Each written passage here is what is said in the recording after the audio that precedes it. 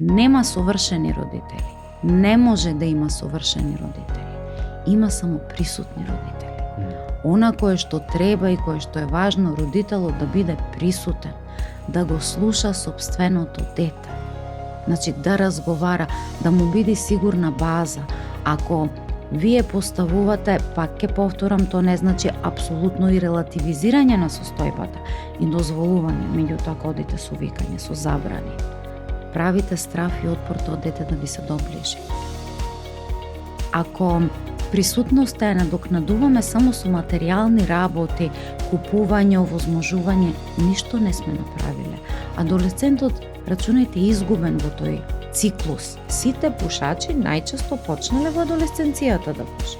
Точно. Бидејќи било забрането, бидејќи било скришно, бидејќи било модел на релаксација. И не било зборувано за тоа. Точно, а многу добро кажа сестра Ефимија, да демистифицираме. Ако ние се научиме да се справуваме со емоциите, нема да има потреба, ама ако се е забрането, колку по забрането, толку по привлечно. Ем го зборуваме од аспект на недостаток кај родителите, па сакаат да се реализираат себе си преку своите деца, или пак онаа преголема фокусираност на практичноста на животот. Ај што ќе правиш ти утре како уметник, нели? Има и нешто преку кое, нели, ќе заработуваш, ќе работиш сигурна работа и така натаму, не разбирајќи дека можеби тој својот уметнички потенцијал, капацитет ќе го покаже. Ама дали има квалитет и капацитет и за да биде, како да кажам, тоа што е убеден да биде? А и околностите на животот ќе ги сменат работите 100 пати додека да се дојде до моментот.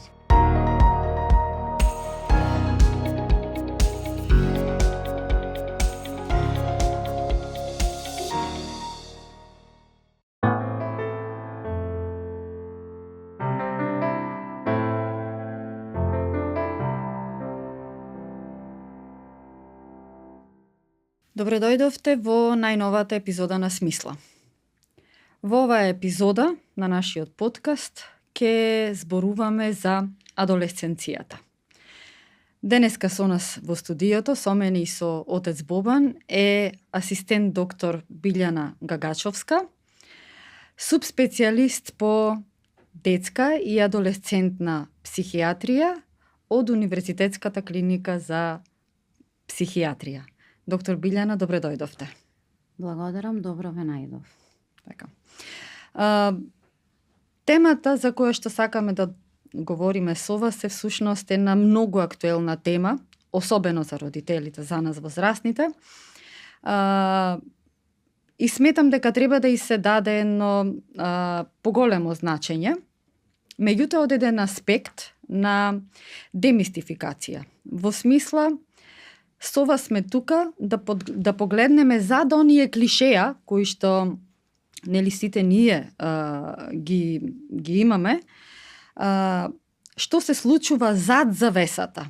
Често знаеме да кажеме дека адолесценцијата е период на најлудите години, а се помалку зборуваме за тоа дека таа е, да, навистина еден преобразувачки период во животот на младиот човек, но период со многу можности.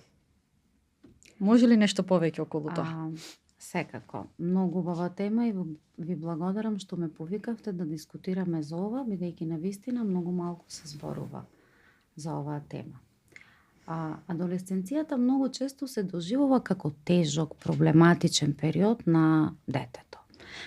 Но тоа не е така од никаков смисол, ниту од клинички. Тоа ви е еден процес, природен процес на трансформација од секој аспект. Значи, екзистенцијалистички, психолошки, биолошки, па и физички, низ кој што поминува младиот човек на патот на сопственото зреење.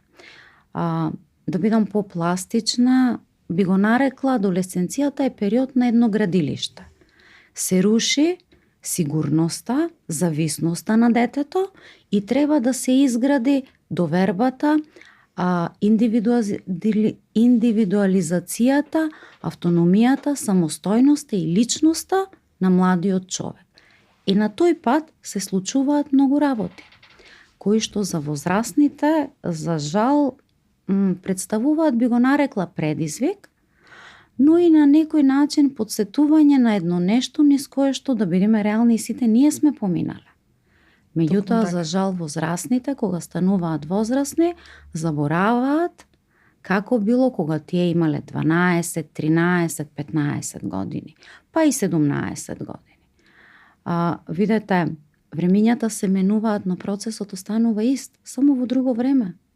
И јас некогаш бев адолесцент, и вие бевте адолесценти. И ние сме го поминале тој пат. И ние сме викале, кога ќе пораснам, нема да бидам како вас, на нашите родители, и јас со моите деца. Колку од тие деца кои што пораснале, го заборавиле тоа. Од секој аспект адолесценцијата, значи, е период на бурни емоции, на силни емоции, преплавување на емоциите, а сето тоа си има и основи, невробиолошки основи. Значи, таа е период кога центарот, емоционалниот центар, лимбичниот систем и амигдалата почнуваат да функционираат, тогаш се развиваат максимална развиеност од една страна, а од друга страна развојот на контролата, на донесувањето на зрели одлуки, на алтруизмот, префронталниот кортекс се уште го нема развојот. Од една страна, значи, имаме тука е брзината, а ја немаме кочницата доразвиена. И навистина тие емоции ги преплавуваат адолесцентите. Не е дека тие нешто прават страшно. Навистина тие ги чувствуваат со голем интензитет тие емоции со кои што не баш знаат да се справат. А ние возрастните што правиме? Не им помагаме. Тоа не значи да дозволиме се. Меѓутоа, тоа е природен процес, кој што, пак ќе повторам, ние го имаме најверојатно заборавено дека и нам ни се случува. Многу често зборуваме за бунтот. Значи, да бидеме искрени, па јас не би сакала да сретнам адолесцент кој што не се бунтува. Значи, многу добро кажано. Тогаш веќе имаме проблем. Адолесцент кој што не се побунил, побунтовал, имаме сериозен клинички проблем. Сепак да разграничиме, тука не зборувам за патологија, ќе се осврнем и на тоа. Кога зборуваме на бунтот, тоа не значи дека, и најчесто тој се случува спрема родителите, спрема авторитетите, спрема светот, спрема уредувањето општествено. Неправедноста. Тоа е таја двигателна сила. Тоа се тие идеи, тоа е тој алтруизам кој што се уште, пак ќе кажам, постои идеализмот. Меѓутоа, што е важното? Бунтот не значи дека детето не ги сака родителите, дека не ги почитува. Едноставно бунтот значи поставување на своји граници. Значи, ова е мое, до тука сум јас, од тука сте вие, кое што е благопријатен и пожелен процес да се случи. Не може да дозволиме сливање на структурата на родителската фигура со фигурата на адолесцентот. Не е возможно, не е добро. Затоа ние и во возрастни години зборуваме граници, поставување на граници. Она што се учи детето од малечко. Меѓутоа, тука зборуваме за личните граници. И тоа, пак ќе повторам, е зрел процес кој што е очекувано да се случи. Значи, адолесцентот, неговиот мозок е пластичен, ја има способноста тогаш најповеќе учи, најповеќе чувствува. Се е со преголем интензитет. Замислете како сега овие бои да се милион пати посилни. Така и со чувствата кај него. Без оглед дали се пријатни или непријатни. Значи, и непријатните чувства се чувства. И лутината, и тагата, и гневот, и бесот се чувства. Кој што е очекувано да ги чувствуваме исто како среќата, радоста, задоволството, еуфоријата, сето тоа се чувства. Кој што ние сите ги чувствуваме. Разликата е што кога веќе на 26-та година е завршен тој процес на оформување на префронталниот кортекс, постои контролата. А тука се уште е во развој и интензитетот е преплавеност и тој еден адолесцент учи да се сепарира од родителите, да стане своје јас, кој што е многу важно. Добро, доктор Билјана, го спомнавте бунтот. сакам тука да навлезам во еден аспект. Според она кое што ве сватив, значи дека бунтот како појава, како процес е добар, но ајде да видиме дали содржината на бунтот, пројавата на бунтот е секогаш добра, дали што тука треба да направиме. Сега, затоа реков да разграничиме од патолошкото. Значи, бунтот е природен процес, пожелен, посакуван, кај што се прави таа автономија и одделување, но доколку ги премине границите, знаете како, умереноста е најдоброто нешто.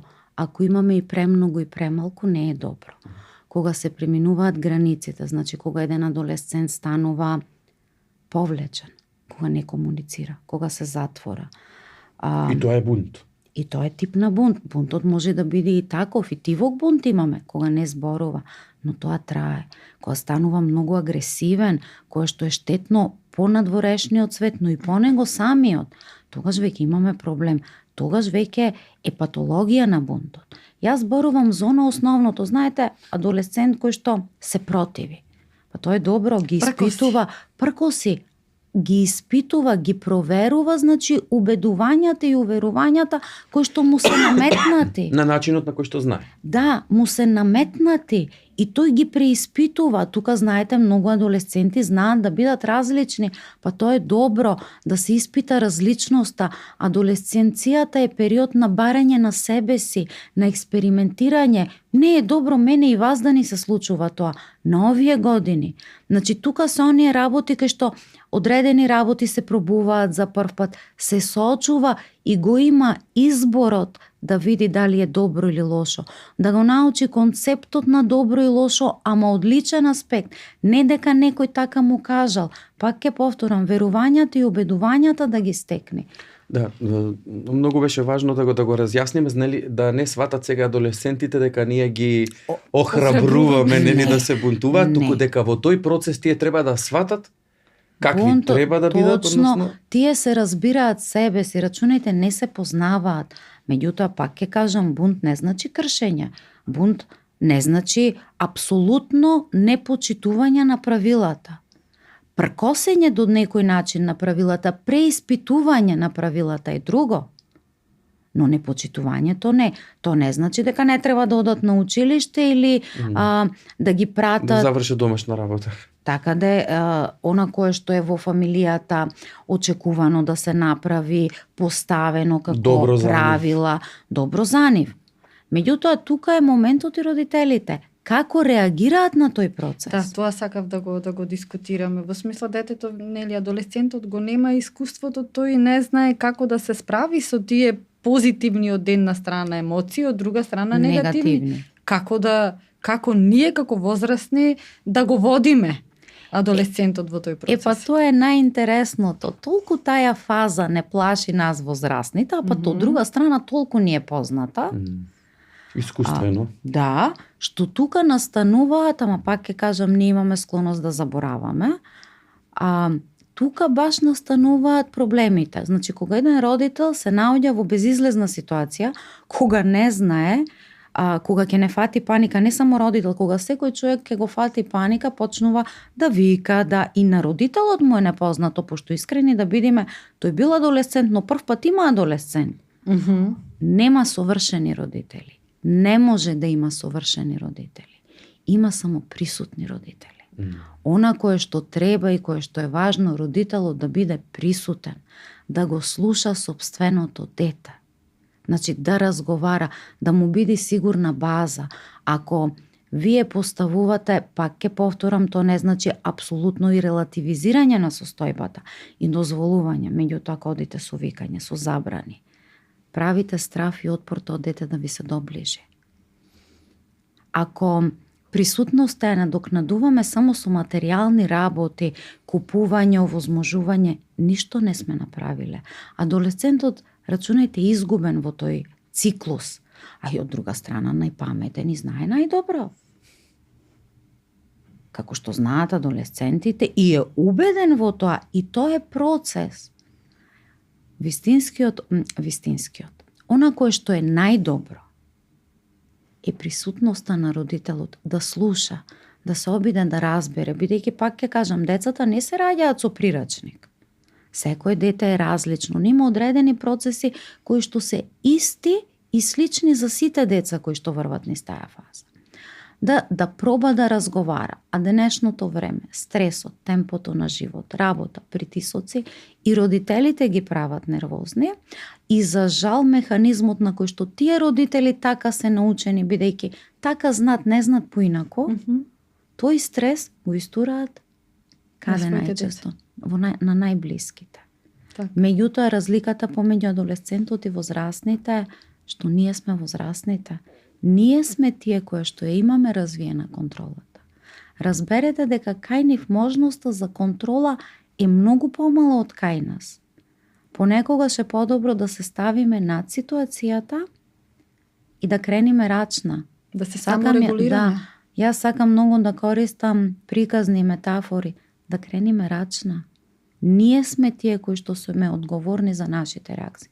Ако јас сега почнам да ви викам, ако почнам да ве навредувам и вие ми вратите контра, што направивме, јас не се слушам од моето викање, вие од вашето, дали направивме работа. Меѓутоа, ако јас почнам да викам и ако јас почнам на некој начин, и тоа е навредување, родителите го доживот навредување, но не треба да го гледаат така, а вие сте смирени. Океј, тука сум за тебе, те слушам. Разбирам дека ти е тешко. Океј да ти е тешко, океј да си налутен. Ние имаме тенденција да ги занемаруваме негативните емоции како да не се природни, како да не се во ред, како да не се потребни. Емоции се. Океј да си луд, океј да си тажен, океј да си бесен, океј да не ти се зборува. Она кое што е важно да разбериш од каде доаѓа тоа, да ја разбориш емоцијата, дека ова е лутина, јас сум налутена. И што правам со тоа? Да најдам начин да ја isпроцесуирам, а родителот е тој кој што ја прима, ја задржува емоцијата, ја обработува, прави огледување детето. Да. Не, тоа е природниот процес. Како што се прави во првите месеци, така и сега ја огледува и ја враќа разработена, за да може адолесцентот да ја разбери и да ја направи собственото одделување. Знаете како птиците, нели имаат гнезда, имаат јајца, и кога ќе се испилат тие јајца, оди мајката птица и таткото птица ги ранат малите пилиња, се до моментот додека не дојде времето да ги научат да летаат и да ги пуштат да одлетаат од своето гнездо.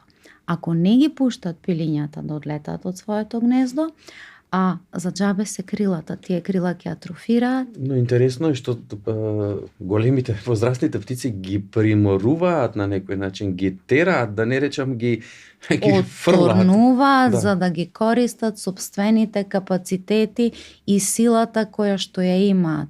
Тоа е, понекогаш возрастните од стравот да пуштат, држат премногу силно и тука настануваат проблемите. Добро, доктор Билјана, ајде да го закружиме овој дел од разговорот. Што е она кое што е нормално, а што се случува со адолесцентите, што ние го мислиме, замислуваме, знаеме дека е нормално, и од другата страна спротивноста, што не е нормално и каде што навистина треба да вложиме еден поинаков пристап или... Сега видете, доколку значи нормално да има расправи, да има позитивен пркос, не би го нарекла класичен пркос, пошто ние пркосот негативно го имаме, позитивен пркос, опонирање, дискутирање, повлекување, затварање в соба во границите, пак ќе кажам, на нормалното сепак му треба приватност на адолесцентот. Функционирање, понекогаш експериментирање, сакаат да бидат поразлични.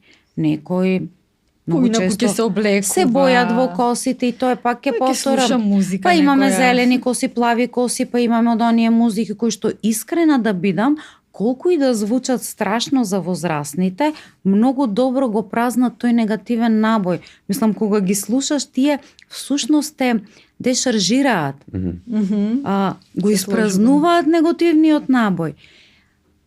Но, ако имаме постојано повлекување, немање комуникација, за поставување на секојдневните обврски кои што трае подолго, агресивни испади кои што пак ќе кажам се опасност за околината и за себе повредување. Училиштето, напуштање на образовниот процес. Одбивање да се оди на училиштето, секако ќе одбиват, ама ова зборам за континуирано или постојано спиење, или другата страна на паричката на спектарот, не спиење, и тогаш веќе треба да се размисли сериозно да се побара помош. Бидејќи не е страшно и не е срамота да се побара помош. Тоа е таа адолесцентна криза која што ние ја нарекуваме. То не е диагноза, то не е болест, само малку поинтензивно, по-недобро менаџирано и справено, која што станува сериозна, која што не значи дека ќе прерасне во нешто трајно. Се случува и поминува. Но пак ќе кажам, најголем алармот се е себеповредувањето. Бидејќи, видете што се случува со себеповредувањето. Тоа исто се постигнува тој невробиолошки механизам во мозокот. При сечењето се ослободуваат. И јас многу пати, тој не суицидално себе повредува. Кога разговарам со адолесцентите, кажам што сакаше да постигнеш. Кажи ми две работи. Сакаше толку бев напнат или напната, кога ќе го направам, тоа ми леснува. И тој допамин кој што се секретира во мозокот и кој што го дава тоа чувство на брза награда. Тоа е реално или замислено? Не, вистина. Тоа е механизмот. Болката, предизвикањето на тоа го дава. Но потоа се навикнува на... Го бара брзиот допамин, тоа е исто како со телефоните. Механизмот е тој. Брзиот допамин, брзата награда. Како и сите зависности. На некој начин. Меѓутоа, тука е преку болката иде олабавување. И то зборува многу. Адолесцентот не може да го издржи интензитетот на емоцијата, која што ја чувствува и бара начин. Спас. А кога самиот го бара, најчесто тоа е патолошки начин, бидејќи ова апсолутно да се разбериме, е веќе патологија, не е добро. Место да најде здрав начин, истото може да го направи со трчање, со фудбал играње или било која спортска креативност некаква. Да, креативност некоја, пополнување на времето со одредена активност, пак ќе го дај тој брз допамин. Зошто викам са мала ќе направам дигресија? Зошто јас викам да не се изложуваат премногу децата на телефони? Му го одземаме времето за досада. Досадата ја раѓа креативноста. И ако ние не сме ги научиле од мали да се справуваат со досадата, еве го проблемот. Кога детето во тој момент на интензивни емоции ќе има здрав начин за справување, па на крајот краиштата нека земи да готви, да сецка, многу поздраво олабавување преминува. И тоа е веќе сериозна индикација за барање на стручна помош. Доктор Билјана, зборувајќи за конструктивниот бунт, ја отворивме темата за идеализмот во адолесценцијата, а сега ја споменавте и креативноста. Една мала дигресија, еден домашен пример кој што го имам, сакајќи нели да се надоврзам на она кое што сакам да го дискутираме понатака. Мојата внука има околу 10 години. Со отец Бобан, ние сме двајцата едни од основачите на една асоциација на професори по етика во религиите и често минуваме низ разни премрежја, барајки решение за статусот на професорите и така натаму. И во еден разговор дома, кој што таа го слушаше, слушна колку е тежок тој пат додека да се дојде до решение и ми вели, ова беше сега пред месец дена, и ми вели, тета, што е проблемот? Па викам, тешко е по институциите, со министрите, со функционерите. Не се грижи. Утре, кога ќе пораснам, јас еве ќе бидам министер за образование и ќе го решам проблемот. Така што сакам да зборуваме за тоа колку креативност, идеализмот, крилата ги сечиме ли? Точно. Тоа е тоа во тој процес. Понекогаш родителите сакат, убивајќи ја таа креативност, вака ќе се изразам, кој што може да звучи лошо, ги сечат крилјата на тој идеализам. Значи, тоа се бунтовниците. Знаете, бунтовник без причина, тоа е адолесценцијата. Да. Идеалот, јас ќе го променам светот. Јас ќе го направам ова, системот кој што гледат како репресира одредени работи, јас ќе го подобрам. И како на тој пат полека се претопуваат во мнозинството. Она што го викам, сакат да бидат поразлични, да изразат својата индивидуалност, а родителите имаат тенденција да ги претворат исти, да се вклопат, да бидат како сите, да бидат покорни на некој начин на просечното. А баш во таа адолесценција излегле најголемите умови, најголемите откритија, најголемите интелекти, најкреативните работи, ако ги стимулираме и правилно насочиме. А кој е единственото нешто што треба да го правиме? Да бидеме присутни. Значи, да ги слушаме. И пак ќе повторам, не за секоја агресија стои лошо дете. Понекогаш стои дете кој не е слушнато. Понекогаш стои дете кој што душата го боли. Најлесниот начин за да покажеш превземање и да имаш контрола врз сопствениот живот е агресијата. Бидејќи агресијата те става одгоре, јас контролирам и не дозволвам да ја чувствувам болката. Ако ја чувствуваш болката и тагата, одиш во позиција оддоле, јас сум скршен, јас сум паднат, а немат во тој момент ресурси на личноста за да се справат, капацитетите ги нема. И тука е она важното да се учат од мали за справување со емоциите и пак ќе ги повторам, и негативните емоции се емоции. Но да не преминува, да не одиме во крајности. И пак барањето на стручна помош не е ништо страшно.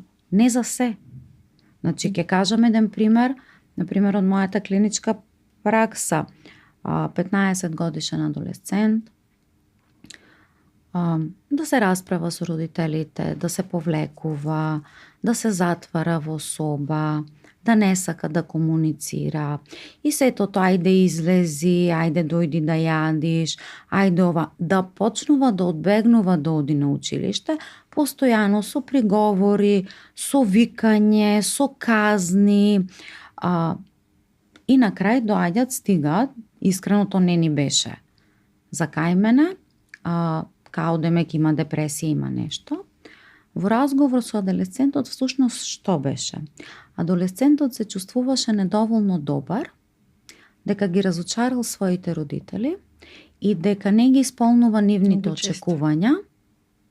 И од тие причини и не знаеше да се справи со сите тие емоции, и од тие причини се однесуваше на тој начин. И разговорот одеше, ве молам, немој да му кажувате на родители. И сега тука јас не сакам да издавам довербата на децата, но ова е нешто кое што доколку родителите знаат ќе му помогне, ние одлучивме дека заедно ќе кажеме на родителите дека ако му треба помош, јас ќе им кажам во негово присуство, но дека би било добро тој да почне да разговара. И најискрена да бидам, со многу минимална терапија на базата на тревки, се подобри тоа расположение, се подобри комуникацијата. И знаете, оној момент, пошто пак ќе повторам, секој родител има страв. Значи, во денешно време мал милион најнегативни работи ќе поминат што се случува со детето. Да бидеме искрени, се наоѓаме во време кај што очекуваното, најстрашното сценарио постои голема веројатност да се случи. И од тука доаѓаат сите тие однесувања на родителите. Но пак ќе повторам, само да бидат присутни и да ги слушнат децата. Така да мојот случај се разреши да решам на 3 психотераписки сеанси. Ете, спомнавте таа инаквост или поинаквост. Низ мојата свештеничка пракса, нормално многу ситуации вакви и такви, најновото, нели, во едно училиште, каде што едно дете, поради некое девијантно однесување, кое што, ајде тука интензитетот на девијантност можеме да го мериме вака и така, кај основец, нели, колку може во подолните оделенија, нели, бива преместен во друго училиште и така натаму. И сега новата средина го сретнува кој како, но она што него го фиксира е токму моментот. Ти си оној немирниот, ти си оној поинаквиот, ти си оној етикетата. и избрканиот, и тој уште повеќе се вдлабочува во својата состојба или тие негативни емоции, како што велите, не може да ги менаџира. Ајде еден апел, што... Идентитетот на лошото дете. Ако јас вас ви викам цело време ти си лош, ти си ваков, ти си таков, и сите почнуваат да ви викат така, со тек на времето вие колку прво ќе се борите да покажете, да докажете, но со тек на времето ќе почнете да верувате дека вие сте навистина лош и нема да верувате дека надвор постои некој што ја гледа вашата добрина. И ќе почнете да се однесувате, еве ви покажав. Мислам, го упростувам за да ме... Така Тој е тој идентитет на лошото дете. Бидејќи, пак ќе повторам, зборуваме за одредени состојби, не зборуваме за крајности. И секој пример си е различен. Да. Една девијантност кога почнува, знајте, ајде бе тој остај го, тој ваков, тој таков. И веќе етикетата, почнуваат одбегнувањето, почнува булингот, денес многу што се зборува, значи малтретирањето, зборувањето со погрдни имиња. Вие зборувате за подолни класови, значи тоа би одделение, тоа би било помало дете. То дете ќе расти со тој идентитет и тој идентитет ќе го присвои како свој, и кога то дете ќе дојде во аделесценцијата, тука на Ќе се вистина јават проблемите. сериозен проблем ќе имаме. Тој го има усвоено идентитетот на лош, на деликвент. И тука веќе на вистина имаме сериозен проблем, бидејќи неговото однесување да, јас сум лош. Вие од мене не очекувате и очекувањата на надворешниот свет е тој да направи лошо. И тој апсолутно не го разочарува надворешниот свет. Се однесува лошо. Јас сакам да верувам дека во секој човек постои добро. И во најлошиот човек некогаш бил добро дете на кое што не му била дадена доволно љубов, не му било поружено разбирање и, што викам, не било гушнато. И искрено живеам со таа парадигма дека секаде постои добро. Во секој.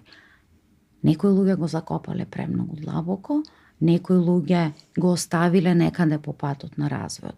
Меѓутоа, во секое дете ние можеме да најдеме добро. Јас ќе ви кажам милион примери со деца кои што одат во деликвенција, кои што се деца на системот, растени во системот, кои што системот ги разочарал, родителите ги оставиле и тие веќе живеат со тој идентитет. Еден друг пример исто од мојата пракса беше: докторке, мене сите ми викат еве го овој домецот, јас сум домско дете, јас сум лош, кој сум јас? Им викаше: вие сте единствената што гледате добро во мене и што не ми викате. И многу од работите понекогаш е премногу доцна, меѓутоа многу од работите кои што почна да ги прави подобро беа за да не ме разочара мене, бидејќи некој виде добро во него. Дојде со една таква лутина и таков бес и викаше, урлаше, кршеше и добро му викам, сега е окей, помина, може да те гушнам. Имаш. И во таја преградка да видите како имате кршење и солси. И тогаш го гледаш вистинското. Зато викам, понекогаш агресијата кај децата е видиме, гушниме, слушниме. Не понекогаш, најчесто. Видиме, гушниме и слушниме. Да. Така да, понекогаш треба да дадеме шанса. Ама ние многу често, јас ако не ве познавам вас, ако сестра Ефимија ми кажала лош збор за вас, и јас без да дозволам да ве запознам вас, тргнам со предпоставката дека вие сте лош човек. Веќе со предрасудата. Предрасудата и моето однесување ќе биде така. Затоа тоа е тоа што се случува. Ги имаме, знаете како во денешно време ги имаме заборавено духовните вредности. Но и одговорноста, знаете, многу е лесно јас да не ја губам енергијата на времето, на просторот и така натаму, да се обидам да допрам, нели, еве, до ваквото дете, туку веднаш да се придружам на масата која вели буквално растни го. Така е. За жал, пак ќе повторам, за жал, низ историјата гледаме дека најчести се таквите примери. Бидејќи за ова другото треба превземем и лична одговорност. И јас имам одговорност за моето однесување. Јас сум одговорна за моите реакции на вашите негативни емоции, не вие. Вие ги предизвикувате, ама јас сум таја која што реагира. Така и со децата, така и со адолесцентите. Затоа, како што нагласив, ние возрастните сме одговорни за нашите реакции. Бидејќи кај нас е завршен процесот на зрење на префронталниот кортекс кој што ја има контролата. Ако едно дете вика, јас сум таја која што сум возрастна, еден адолесцент, ја не сакат да ги викаме деца, а вика, јас сум возрастната која што е одговорна за мојата реакција. Како јас ке се однесувам со тој адолесцент? Дали јас ке викам? Дали ќе употребам апсолутно недозволиво физичка сила? Друго е да се бранам ако имаме агресија, ма пак викам, то се крајности. Добро, кога сме тука, колку она е веќе за оправдување и дали треба да го има, ама не разбира, морам да викнам? Некој некогаш разбрал кога му било викано. Јас не сум приврзаник на... Не сум сретнала таква ситуација. Луѓето викаат од немог. И јас сум викала. Не дека не ми се случило да викам. Значи, не дека имало моменти кога сум викала. То било од мојата немог. Ако вие не ме слушате, ако не ме разбирате, не постапувате. Не могта да се справам со ситуацијата, значи за возрастниот и стравот дека пак губам. Но морам да разберам дека на тој начин нема да го воспитам. Да Апсолутно не. Пак ќе повторам. Дали некој се разбрал кога некој викал? Апсолутно доаѓа еден блок. Разговорот, јас можам да ви кажам многу работи со тивок тон, смирен тон, кои што искрено можеби ќе ве повредат и навредат, бидејќи се работи кои што вие треба да ги промените. Водно зборам, ќе се обраќам вас, зборам како на возрасен, на ваков начин, да ви објаснам зошто ги правите тие работи, од кај доаѓат, што би било потребно да промените без да ве обвинам, бидејќи така, знаете, звака викам, првиот пат ви кажувам. И ако после продолжите со старото, можам да ве обвинам, и ако не ве обвинвам, од кај да знаеш. То ти е научено однесување. И на крај да ми заблагодарите за тоа што сум ви укажала. А истото можам со дерење и со викање, и вие ќе почнете ми викате бидејќи ќе го сватите како напад, а инстинктивна реакција наша природна во нападот е да реагирам. Или да се здрвиш, или да побегнеш, или да контранапад, да се браниш. И што направивме тогаш? Ниту се разбравме, ниту се слушаме. Зато викам, подобро е присутноста и разговорот на тон, не значи то никој никогаш нема да викне. Така. Меѓутоа не со викање. И да не очекуваме... Да не го усвоиме како начин. Пак ќе повторам, да се вратиме на нашите 14, 15, 16 години, кога нашите родители ни викаја, колку ние ги слушавме. И колку го сакавме тоа. Да. Или кога најчесто велевме не разбираат. Точно. И кога ќе ни речеа нешто не го прави, колку нашата потреба беше да го направиме. Како нешто да беше посилно од нас и да не тераше. Да го објаснам концептот на не. Едно е ти да му кажеш и на малото дете и на адолесцентот, не го прави ова и толку.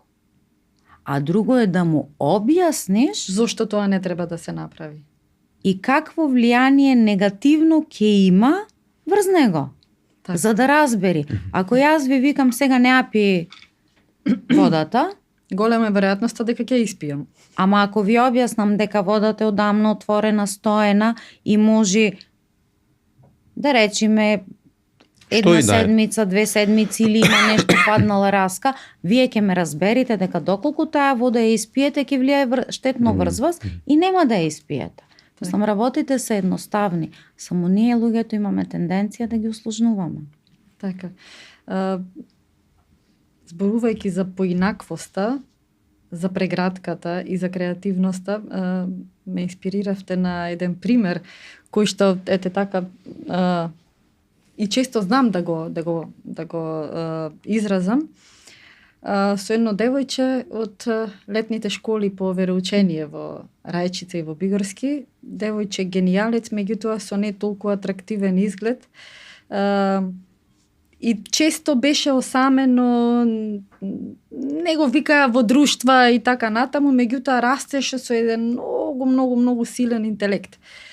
И во еден период од развојот, некаде мислам дека 8-9 одделение, имајќи потреба да се изрази, да биде препознато и така натаму, пуштила некој ногти, си сфарбала портокалева, зелена, не знам ти како, па некој интересни облеки на неа.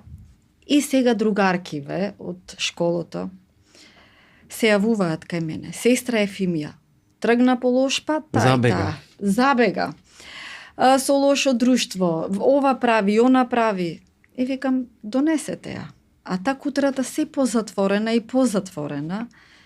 Донесете ја. Ама нема да дојде. Добро, ќе направам нешто, случајно да се сретнам со неа. Се деси тоа, фала му на Бога.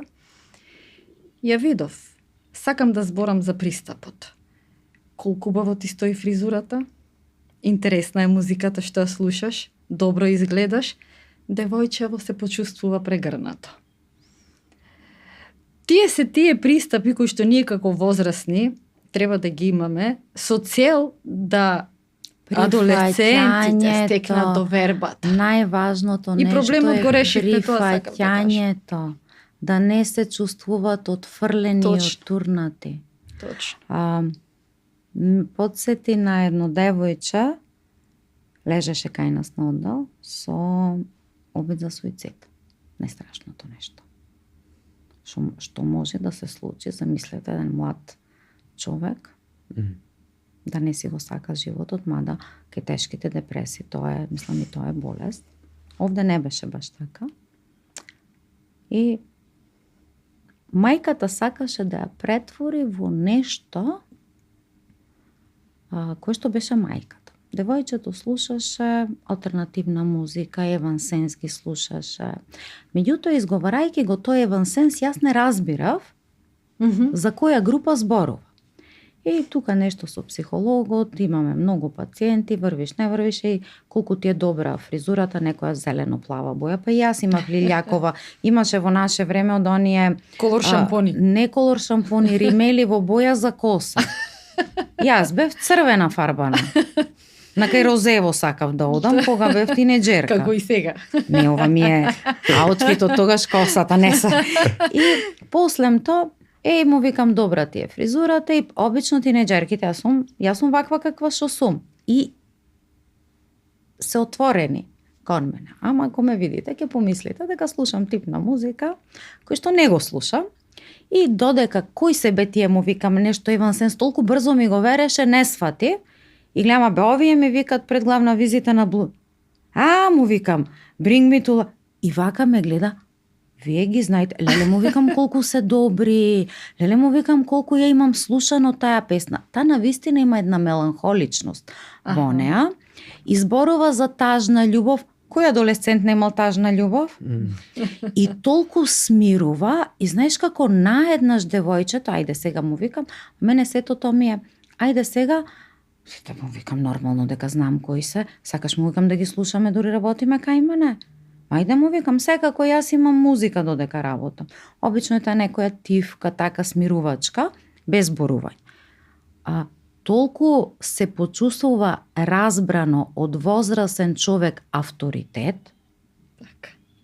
Меѓутоа, после беше да се објасни на мајката дека треба да го прифати тој, дека ако девојчето слуша евансенс, не значи дека де факто сака да си го одземе животот. Тоа што се случило било импулс, сосем поинакво нешто, кое што се надмина и пак ќе кажам, се разреши и не се повтори понатам.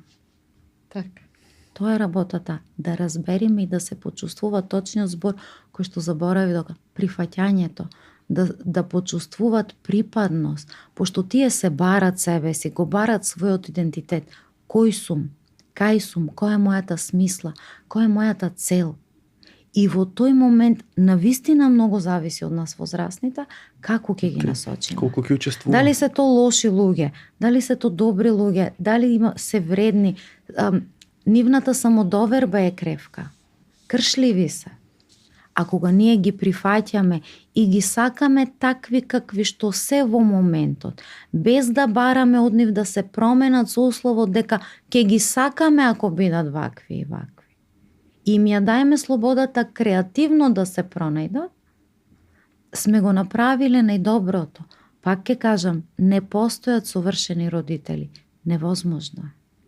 Имаш само присутни родители кои што ги слушат, разбират и прифаќат своите деца, и то не значи дека се одобруваат, се допуштаат. Поставуваат граници, меко поставуваат граници и објаснуваат. Понекогаш тоа зема време. Да. Меѓутоа, децата се одговорност и обврска, не се моден додаток. Или како што дискутиравме со една од нашите претходни гостинки, родителот треба да биде авторитетен, а не авторитарен. Авторитетен значи да има сигурна база. Да биде сигурна база за детето. Авторитарен значи полицаец. И почит. Почита не се наметнува, се стекнува. Така е. Не мора авторитетот и авторитарноста. Авторитарноста имаш веќе и диктатура, имаш агресија, имаш страв. Кога постои страв, ни јас како возрастна, ни вие не би се доближиле, не би се довериле. Сигурно ќе донеси некаква девијација.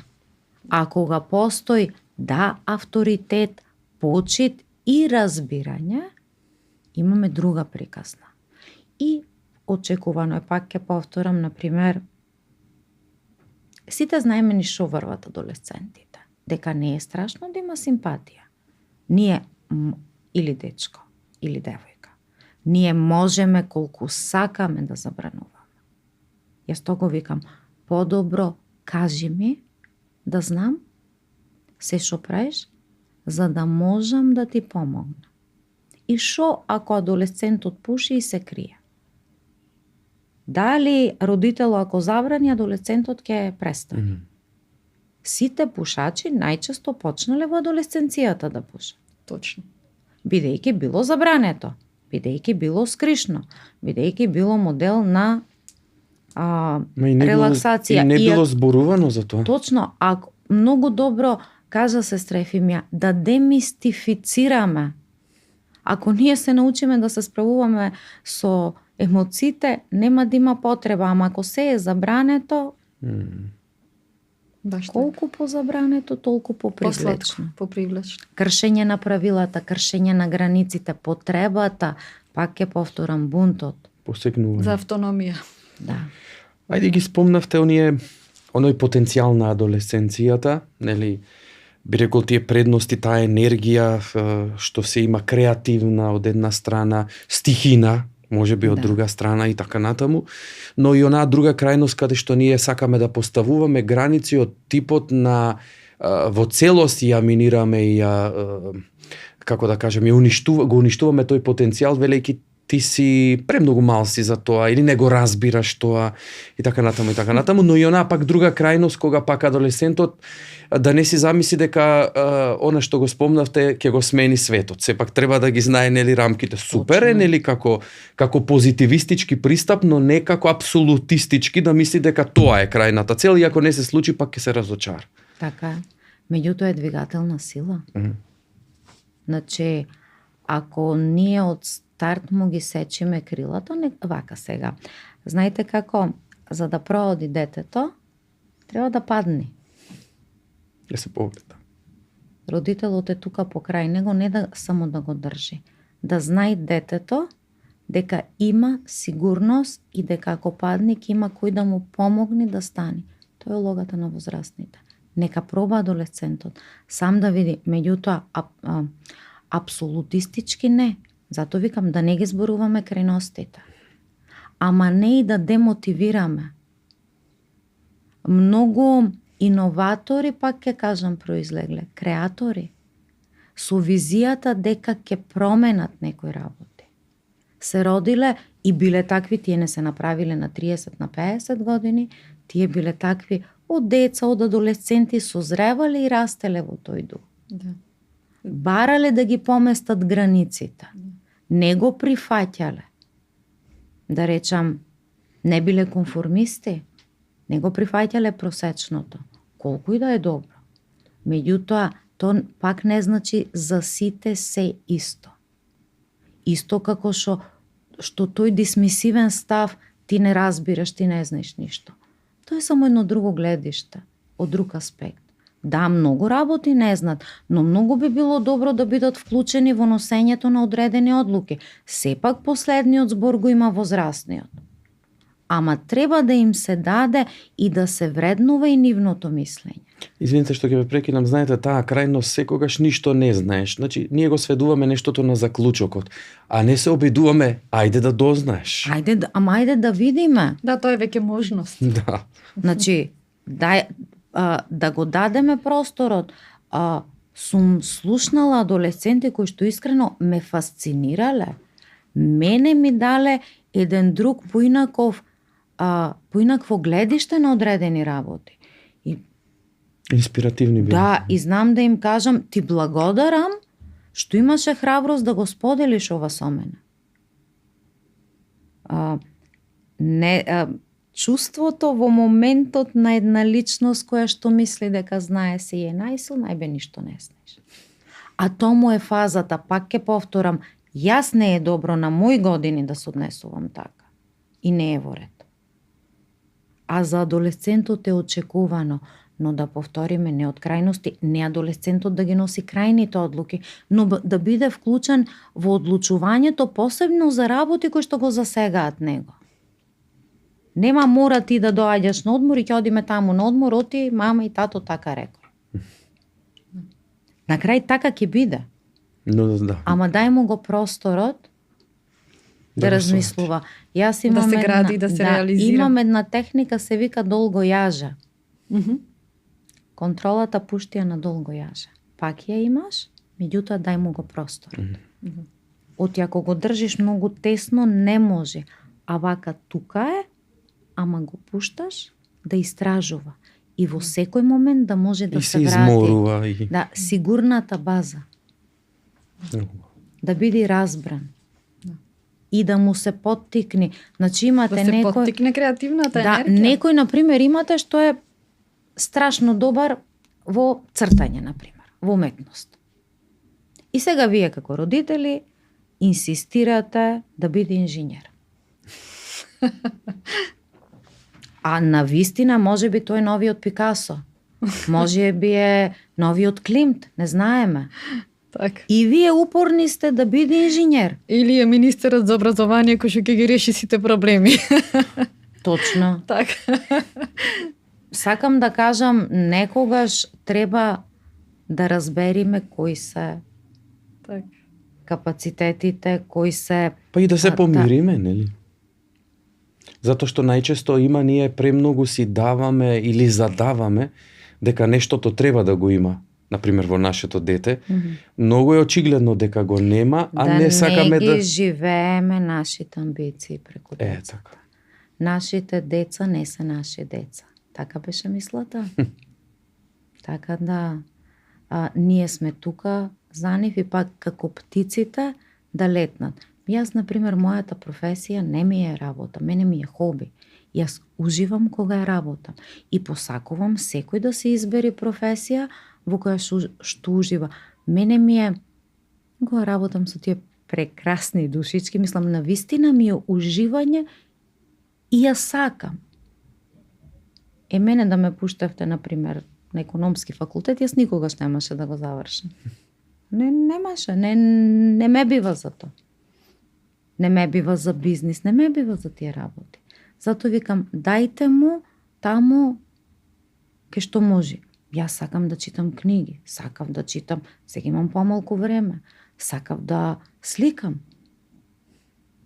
Таа креативност можеш после во многу други работи да ја примениш. Да ја примениш, не мора да е само во четката.